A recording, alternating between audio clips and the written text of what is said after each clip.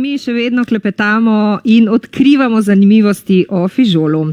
Naprimer, ste vedeli, da fižol spada med najuspešnejša naravna pomlajevalna sredstva za naše telesne celice? Jep.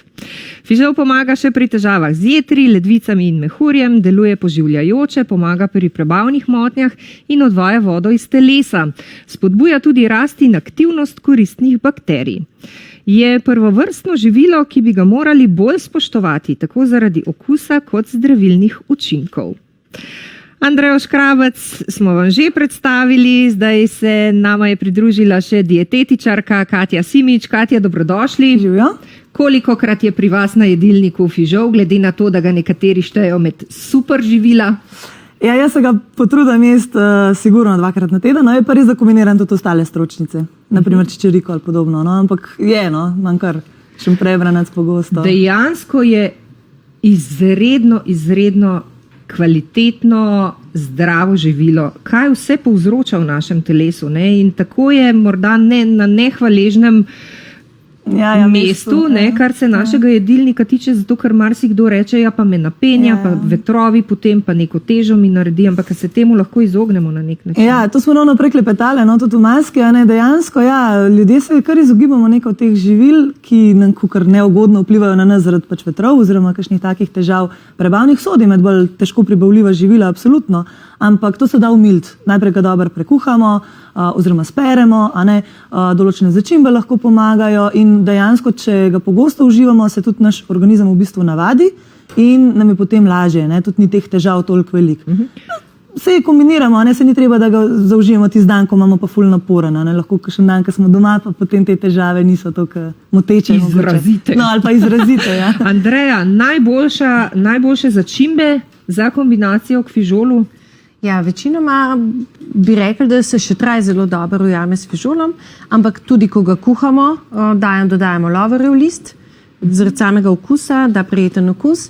Drugače pa vsaka jed ima neke svoje začimbe. To pomeni, da ni zdaj samo lovor, pa še traj, ampak jaz predlagam, da dodajajo različne začimbe k jedi, ker vsaka začimba ima določen okus in s tem, ko dodajamo različne začimbe, ne vse hkrati za vsako jed, ampak različne k določeni jedi, tako dobimo tudi raznovrstne okuse in vsaka jed bo imela svojsten in prijeten okus. Katja, velikokrat sladkorni bolniki sprašujejo za posamezna živila, ali je to primerno zame ali ne.